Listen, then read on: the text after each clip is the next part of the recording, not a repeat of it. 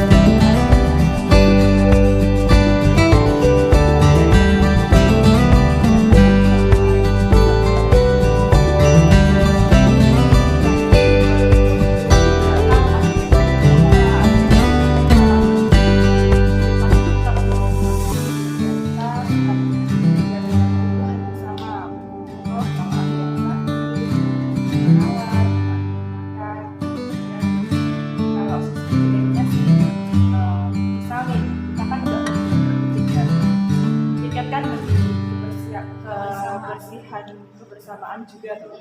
Tapi kan kadang ada yang susah piket lah, malas piket, terus dia ada yang buang sampah sembarangan, dibilangin nggak mau ngaku, masih bohong, kita membilangi dia tapi dia malah marah ke kita. Jadi kayak ya ada sisi negatif, ada sisi negatif juga sih. Kurang lebihnya ini depan asrama begitu. Dari sisi sini. Baik, saya akan menseringkan mengenai persaudaraan yang saya alami dalam kehidupan saya. Dari saya masuk SMP sampai SMA, masuk suster, itu saya tinggal di asrama dan juga masuk biara. Saya menemukan di sana berbagai macam orang yang dari latar belakang yang berbeda. Jadi di sana bagaimana saya menemukan persaudaraan itu? Saya menemukan persaudaraan itu dengan keterbukaan hati untuk menerima semua orang yang hadir dalam kehidupan saya. Dengan keterbukaan hati dan kerendahan hati, ya intinya saya berdiri di kaki saya sendiri, bukan berdiri di kaki orang, terutama dengan meminta maaf, berterima kasih, dan mau minta tolong. Itu di sana itu mempereratkan persaudaraan saya, sehingga saya dengan siapapun saya bisa bersaudara karena ketiga kata yang tadi saya sebut itu. Sehingga ya dalam kehidupan saya semuanya kayak harmonis ya dibilangnya. Itu yang saya alami sampai saat ini. Terima kasih Suster Gracia. Bagaimana dari Sandra?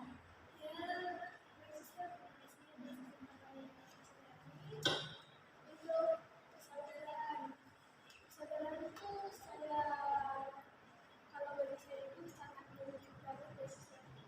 Apalagi dari berbagai daerah, dari berbagai suku, bahkan kita juga apa ya, bisa membaca teori-teori yang kaya berbagai suku, bagaimana dari kita mengenal ruang mereka juga, budaya mereka juga, bagaimana lingkungan sekitar kita gitu aja. Jadi kita juga punya pengalaman buat apa itu apa ya untuk mengetahui kesadaran itu yang bagaimana dari kesadaran kita gimana kan hanya sekedar di luar keluarga saja yang memiliki saudara atau kita, tapi ternyata di luar sana juga walau kita tidak saudara tapi juga ada yang mereka harus menganggap mereka itu saudara cinta selain itu saudara tapi kan bagi mereka kan yang kita di Indonesia yang benar-benar atau berbeda-beda kita bersatu. Dari situ saya melihat bahwa betapa saudara itu dengan saya itu sangat-sangat menuntut banget dan memang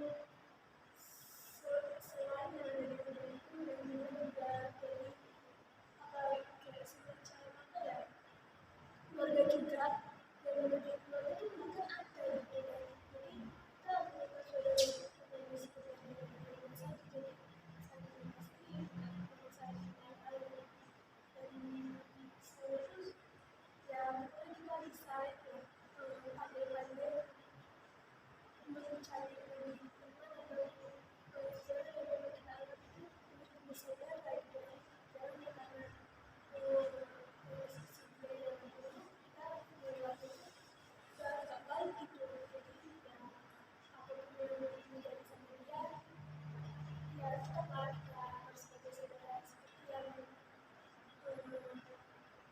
memberikan kita bersatu walaupun berbeda tapi kita bersatu. Terima kasih yang mulia Suster dan terima kasih untuk meneguhkan pertemuan pada hari ini. Marilah kita dengarkan dari bacaan dari Injil Lukas bab 10 ayat 25 sampai dengan 37 yang dibacakan oleh Suster Yosi. Orang Samaria yang murah hati. Pada suatu kali, berdirilah seorang ahli Taurat untuk mencoba Yesus. Katanya, "Guru, apa yang harus kuperbuat untuk memperoleh hidup yang kekal?" Jawab Yesus kepadanya, Apa yang tertulis dalam hukum Taurat? Apa yang kau baca di sana? Jawab orang itu, kasihilah Tuhan Allahmu dengan segenap hatimu, dan dengan segenap jiwamu, dan dengan segenap kekuatanmu, dan dengan segenap akal budimu, dan kasihilah sesamamu manusia seperti dirimu sendiri. Kata Yesus kepadanya, jawabmu itu benar. Perbuatlah demikian, maka engkau akan hidup. Tetapi untuk membenarkan dirinya, orang itu berkata kepada Yesus, dan siapakah sesamaku manusia? Jawab Yesus, adalah seorang yang turun dari Yerusalem ke Yeriko. Ia jatuh ke tangan penyamun-penyamun yang bukan saja merampoknya habis-habisan, tetapi yang juga memukulnya, dan yang sesudah itu pergi meninggalkannya setengah mati. Kebetulan ada seorang imam turun melalui jalan itu. Ia melihat orang itu, tetapi ia melewatinya dari seberang jalan. Demikian juga seorang Lewi datang ke tempat itu. Ketika ia melihat orang itu, ia melewati dari seberang jalan. Lalu datang seorang Samaria yang sedang dalam perjalanan ke tempat itu. Dan ketika ia melihat orang itu, tergeraklah hatinya oleh belas kasihan. Ia pergi kepadanya lalu membalut luka-lukanya. Sesudah ia menyiraminya dengan minyak dan anggur. Kemudian ia menaiki orang itu ke atas keledai tunggangannya sendiri, lalu membawanya ke tempat penginapan dan merawatnya. Keesokan harinya, ia menyerahkan 2 dinar kepada pemilik penginapan itu, katanya, rawatlah dia, dan jika kau belanjakan lebih dari ini, aku akan menggantinya waktu aku kembali. Siapakah di antara ketiga orang ini, menurut pendapatmu, adalah sesama manusia dari orang yang jatuh ke tangan penyamun itu? Jawab orang itu, orang yang telah menunjukkan belas kasihan kepadanya. Kata Yesus kepadanya, pergilah dan perbuatlah demikian. Demikianlah sabda Tuhan. Terpujilah Kristus. Setelah kita mendengarkan bersama bagaimana dalam Injil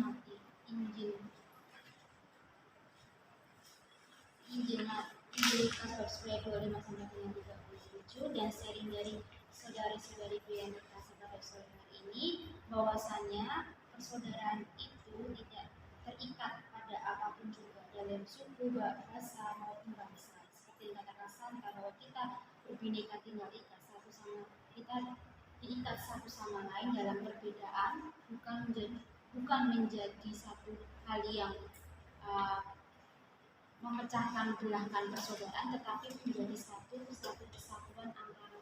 Meskipun terkadang kita di belakang ada yang berbicara yang tidak enak, tetapi bagaimana kita dapat menyikapi di depan sesama kita, meskipun kita ada rasa jengkel, kita rasa marah, tapi bagaimana kita menyikapi di depan orang lain itu tetap kita menjadi satu saudara. Itu memang sulit, bisa dikatakan memang sulit, tidak mudah untuk melakukan hal itu. Tetapi karena kita mengingat bagaimana kasih yang diberikan Yesus kepada kita sendiri, maka memampukan kita untuk bisa menjadi saudara-saudari bagi sesama yang lain. Jadi dalam kesempatan ini terima kasih atas perjumpaan yang boleh kita temui pada sore hari ini, atas waktu yang diberikan oleh para saudari atas perjumpaan hari ini, dan saya mohon maaf bila dalam perjumpaan pada sore hari ini ada tutur kata maupun tindakan yang tidak berkenan daripada para saudari. Saya mengucapkan maaf dan terima kasih. Mari kita doa penutup dalam nama Bapa dan Putra dan Roh Kudus. Amin. Allah sumber kasih, kami bersyukur atas perjumpaan sore hari ini yang mengajarkan kami mengetahui dan mengartikan arti persaudaraan bagi saudari-saudari kami. Kiranya Engkau melimpahkan kasih-Mu dalam setiap hati kami masing-masing, agar kami sendiri mampu untuk terbuka menjadi saudari-saudari bagi mereka yang membutuhkan kami. Doa ini yang jauh sembuhan ini kami haturkan kepadamu Tuhan, kini dan sepanjang segala masa. Amin. Karena Bapa dan Putra dan Roh Kudus. Kudus. Amin. Terima kasih. Ya ada foto. Nanti kan bisa di